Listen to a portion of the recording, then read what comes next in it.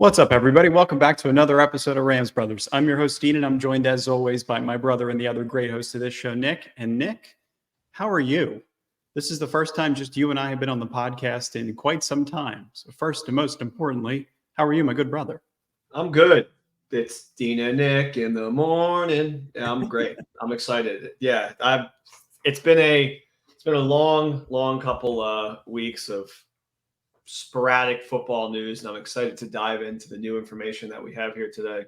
Sporadic football news, I think, is a good way to put it. There's a lot of rumors floating around this time of year because the Rams don't officially start training camp until July 23rd of 2024. They're moving over to Loyola Marymount University, which gives us roughly a month until training camp starts and the season officially kicks off. And all rookies and vets are going to report on that day specifically. So it feels like that's essentially when the season is going to start. The Rams also announced that they're going to have these joint practices. They're going to have 2X with the Chargers and then also with the Cowboys. So all three of those joint practices are going to be in Los Angeles. And then they're going to be traveling to Houston for a joint practice as well. So the fun is all going to begin on July 23rd. With the preseason following beginning August 11th with the same slate of teams. You got the Cowboys on August 11th. You got the Chargers on Saturday, August 17th, which is technically going to be a Chargers home game, despite the fact that the Rams are going to be in their home stadium, which I know all Rams fans hate, but it's just the nature of the business in sharing a stadium. And then the Houston Texans on Saturday, August 24th. So the season really starts on July 23rd. And I think that's when all the fun is going to start beginning in relation to the Matthew Stafford contract negotiations, potentially Ernest Jones signing a new deal. The Rams' salary cap, as it sits right now, they have $8.5 million in available cap space. So this is when you can kind of start projecting, okay, if the Matthew Stafford contract does come in, whether it's an extension or technically a restructure, whatever that's going to look like, then you're going to have X amount of salary cap dollars, potentially $33 million. If you talk about Ernest Jones, you could get into the $35-40 million range with an extension or a brand new contract. So like all those things are going to be continuously flying around as of right now. But this feels like the time of year where the Rams start looking at potential camp bodies, right? They want to bring in some maybe experienced veterans, guys that have some relationships with coaches that they brought onto the staff, whether it's Stretch, whether it's Brian Johnson. Guys that have experience in this league that are pretty reputable guys that potentially have a relationship with players that maybe are on, as Les Snead likes to say, the back nine of their career. Guys that aren't really, needle movers, guys that aren't going to come in and change the game for the most part, but guys that can serve as really reliable depth and a veteran presence for a really, really inexperienced front seven, right? Because as it stands right now, I feel like the Rams have the most inexpensive, but also the most inexperienced front seven in football. And this is where they're all netting out in terms of base alignment, 2024 cap hits. And Christian Roseboom, Ernest Jones, right inside linebacker, left inside linebacker. That's not technically the terminology that the Rams like to use. You could use the Sam, you could use the Will, strong side, weak side, or however you kind of want to lay it out under Chris Shula. Like Brian Young, Kobe Turner, Bobby Brown, Braden Fisk, Jared Verse, those five guys plus Christian Roseboom and Ernest Jones are all at a total of $12.9 million, which is a crazy, crazy low cap hit for 7 starters up front. So I think it's time, Nick, that we start looking at guys that we could potentially add to this roster, right? Because this time, June 29th of 2023 was when Ahkello Witherspoon came into the building. And then John Johnson was the guy that the Rams had tons of familiarity with, the guy that the Rams drafted, I think back in 2016, 2017, or potentially even 2018. So he was back on the roster by August 3rd. So that's kind of where we're netting out right now. Guys that we're kind of keeping our eyes on, guys that we could potentially add to the roster and provide some experienced veteran presence as it stands right now.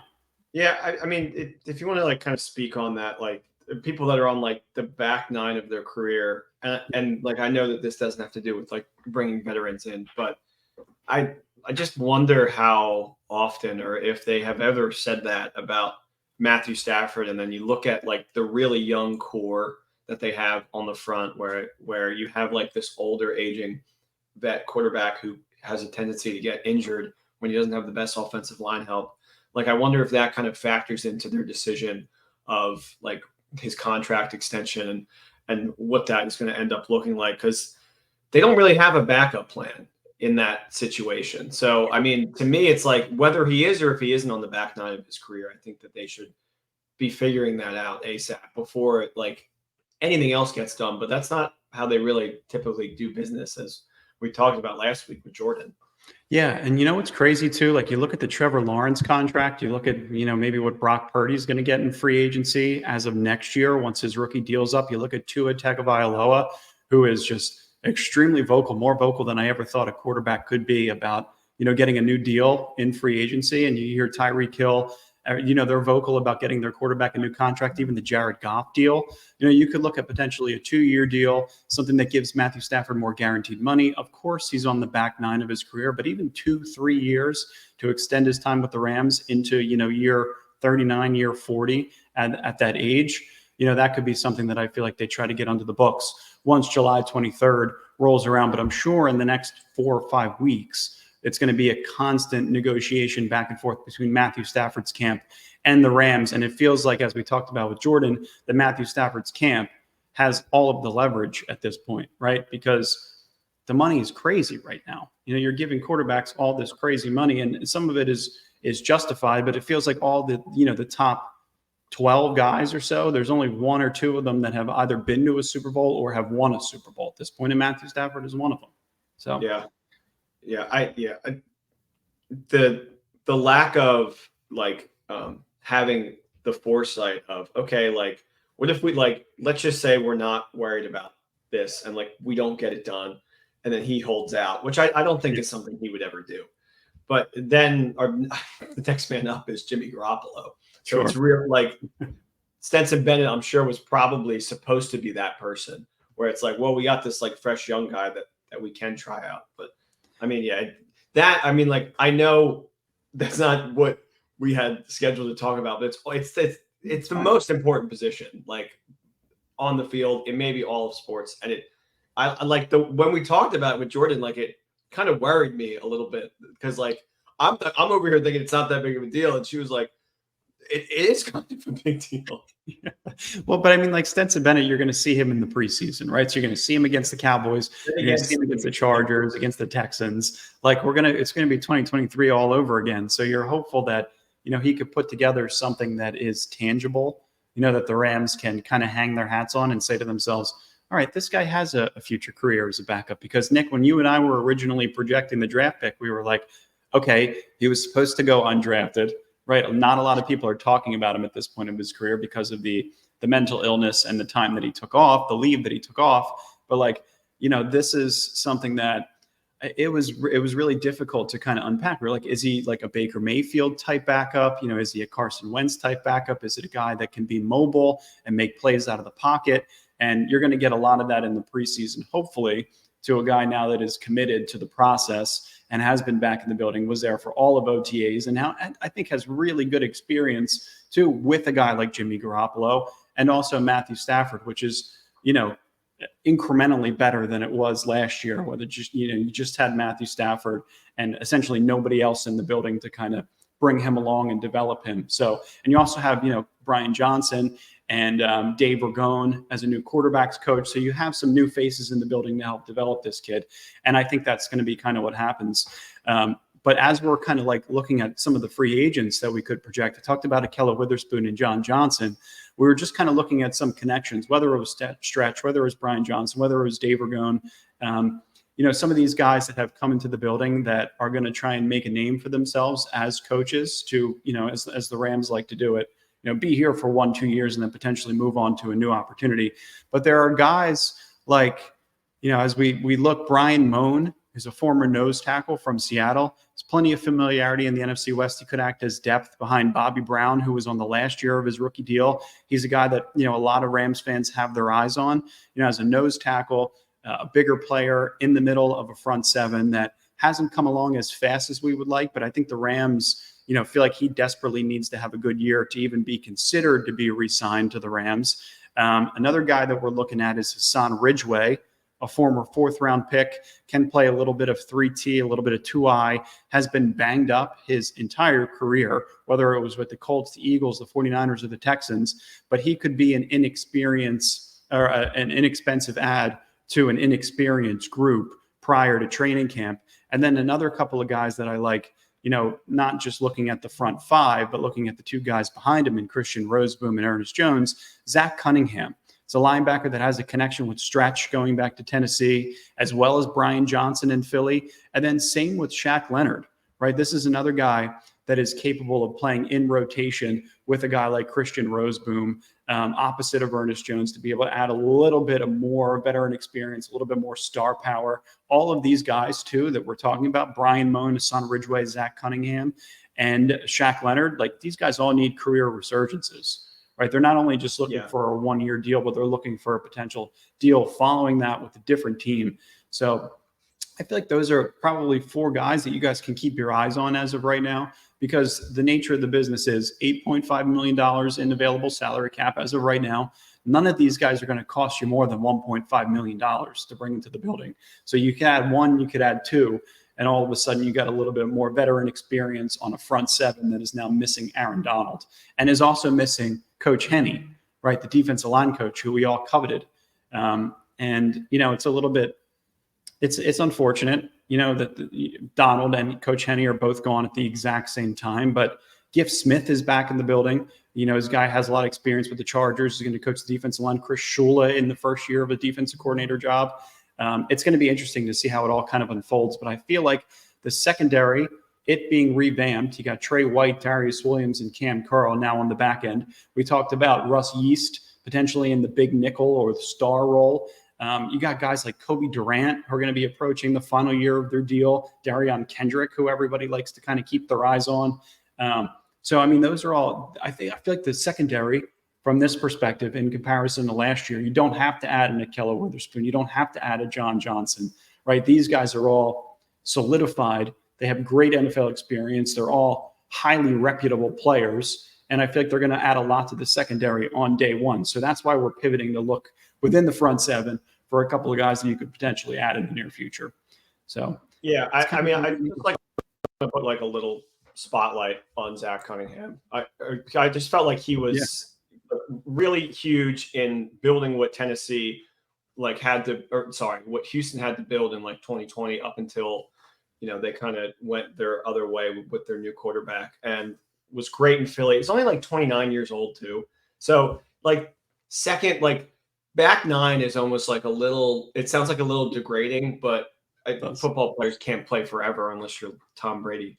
But still, it's like he could have like a complete resurgence in his career where he has like a great year. And we're always talking about how the Rams last year needed more linebacker help. So it's just something that, best case scenario, you bring one of these guys and they're a Ram for like the next 3 years, Right. Yeah, exactly. That's best case scenario. They have a couple of undrafted players that they could potentially fill the void, because Christian Roseboom is an undrafted player, right, that can come in and compete in camp.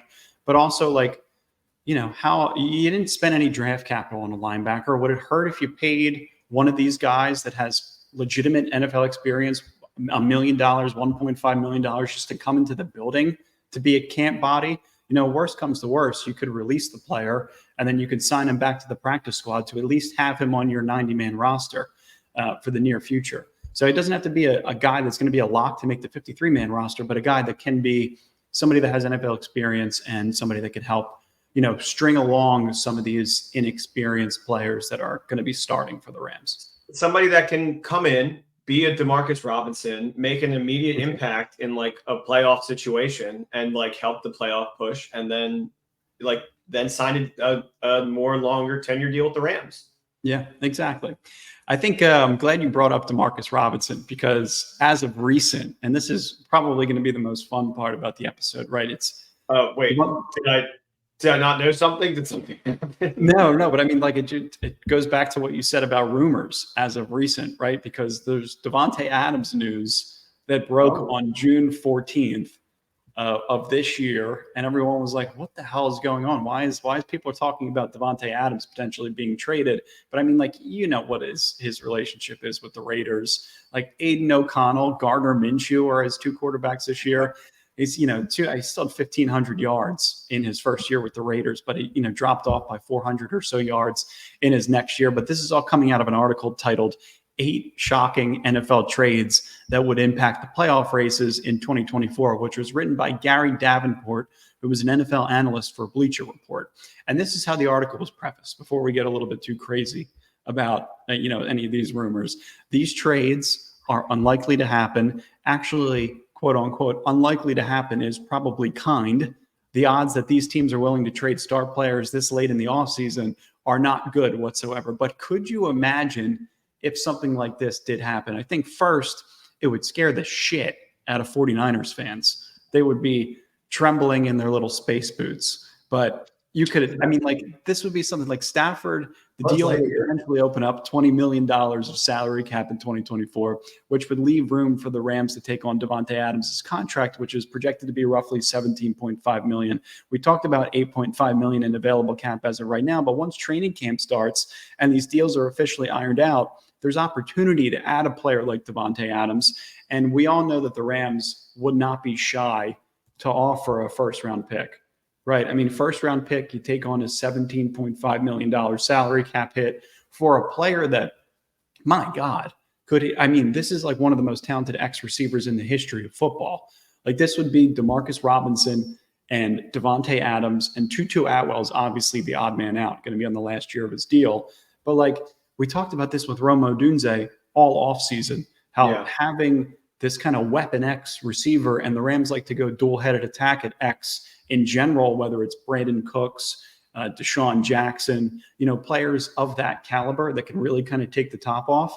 So having Demarcus Robinson, who Jordan said is aging in reverse, and then also a guy like Davante Adams alongside of Cooper Kupp and Puka Nacua, I not only would scare the hell out of the 49ers, but I think it would scare the hell out of the rest of the league. I think that would be enough of a trade to add a win to the over-under win total for the Rams. Like it's that big of a difference. And time and time again, if you're ever in a situation where you think the Rams are going to be like, no, we're good, we don't need to add some like more star players or key talent. It is never the case. Never the case. They will go out there and they will bring somebody in that can be a playmaker right now that can improve the room. And I mean, it's funny because we brought up Demarcus Robinson, but I mean, maybe he's a part of that trade deal. I don't know, like if that would be something to sweeten the pot, but it would be. Bringing in Davante Adams would be legendary for this team, and he deserves it. Honestly, like it's so sad when you have these like remarkable players and they are just committed and trapped to these terrible franchises that have like traded for them or have drafted them in the beginning. He's the Dame Lillard almost of team, except it's like in reverse because he got traded to the terrible team as opposed to starting there. No, that's a perfect comparison, right? Somebody that has played their entire career in this instance. Well, he's with the Green Bay Packers. Right? Yeah. He had Rodgers helped him become who he is. But you're right. It is kind of in reverse, right? It's it's true. Rodgers talks about him in such a high regard. He also said that Davante Adams is a guy that could play in the NBA. He's that talented of an athlete. So I feel like, maybe that's not true. Aaron Rodgers is off his roster. Yeah, I was going to say, I don't take Aaron Rodgers' word for anything. No, I know. But the best moments of Davante Adams' career have come with a quarterback of Aaron Rodgers' caliber. And we know who everybody likes to compare Aaron Rodgers to, and it's Matthew Stafford, right? It's a guy that has one Super Bowl victory, a guy that's highly talented, has incredible arm strength, is able to manipulate the pocket, is able to manipulate the secondary, does everything pre-snap necessary, all of the details, all of the intangibles that you can't necessarily teach a quarterback. Aaron Rodgers and Matthew Stafford have all of those things in common. So maybe it's obviously not a direct comparison, but it's definitely something that would start, I feel like, spinning the wheels of teams around the league thinking to themselves, okay, these weight-bearing wall contracts were supposed to happen, and we're supposed to kind of fall through 24, 25 to then allow the Rams to be a team that is competing for a Super Bowl again this season and next season.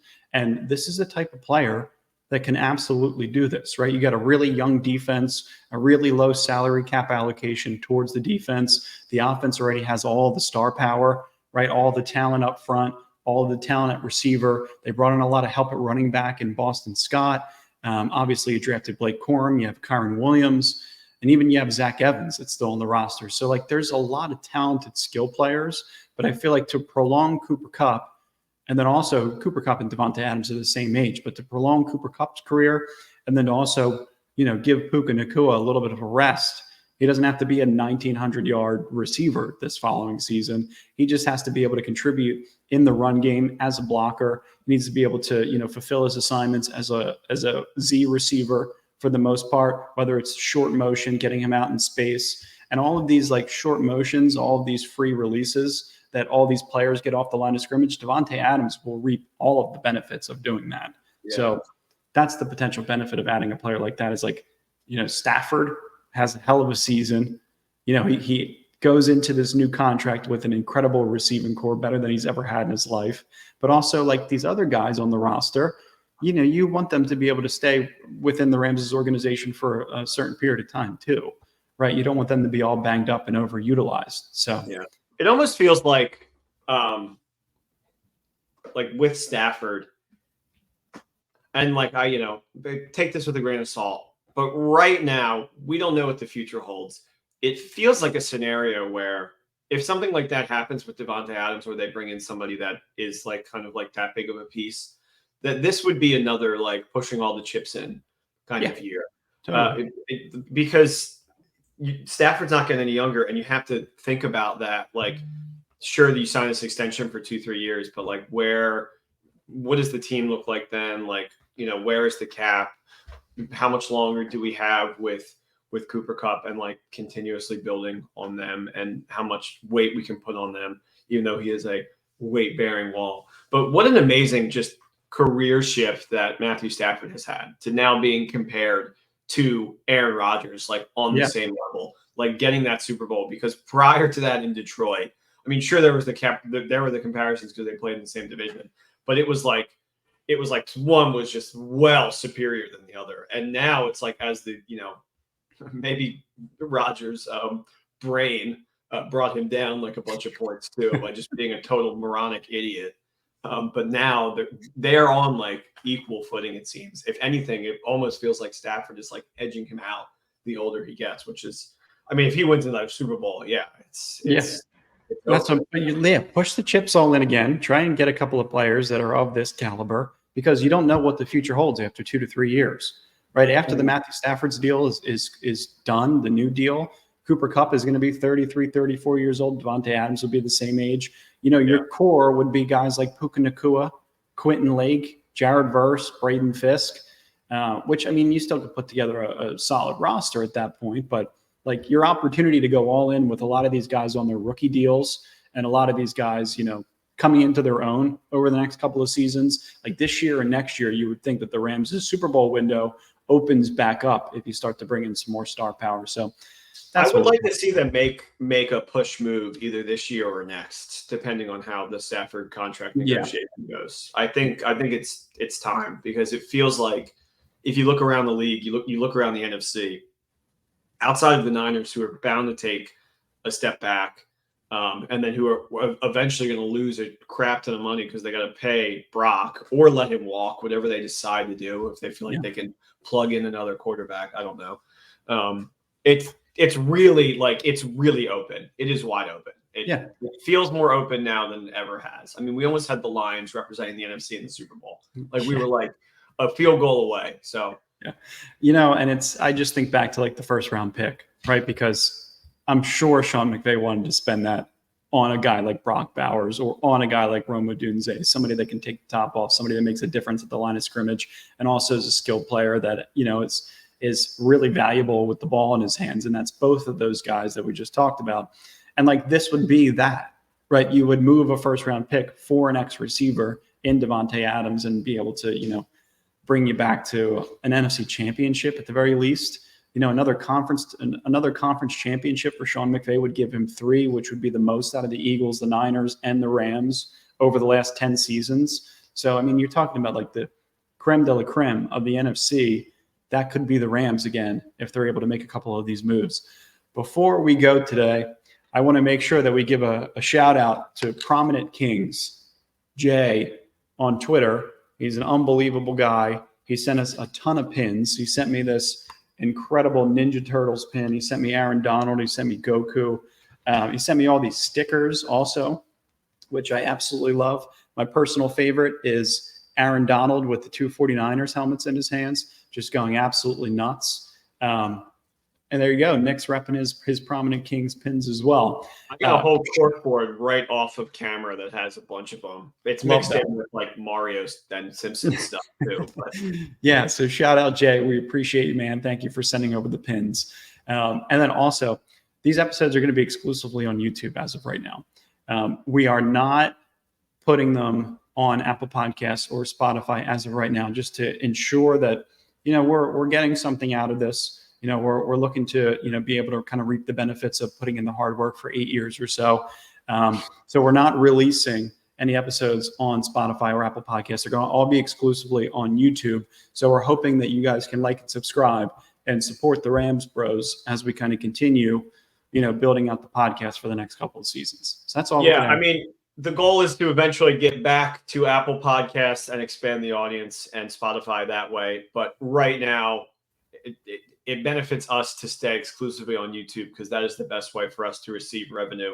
So yeah, we appreciate, I know it could be a pain for some of you. You're not seeing them pop up on your feed when a new episode drops, but if you subscribe on YouTube, you will see it as soon as it comes up. We tweet about it every time an episode's released. I retweet it on my personal account. Dean retweets it. If you follow my personal account, you're gonna have to sift through a lot of Nintendo and Florida Panthers stuff, but that's all right. Dean doesn't do any of that. So follow us on Twitter, follow the Rams Brothers, but subscribe on YouTube and watch here because has it actually been 8 years of us doing this? I don't think so. No, I think we're on season 8. No shot. That doesn't make sense in my brain. We started in 2018, right? 18, 19. I think 17. So 17, 18, 19, 20, 21, 22, 23, 24, 8. I don't think we started in 17. I think we started the year they went to the Super Bowl. Potentially. So maybe we'll say season 7. Regardless, like and subscribe. We're going to be here. We appreciate you guys. And as always, go Rams. What's the big season 7 thing on Friends? Somebody has a baby? Does Rachel have a baby? Yes. Wow. And Dean just had a baby. So life parallel. That might be season 8. I'm not sure. But regardless, Ross gets divorced for a third time. One of those things. We divorces. We appreciate you guys. Go Rams. Talk to you guys soon.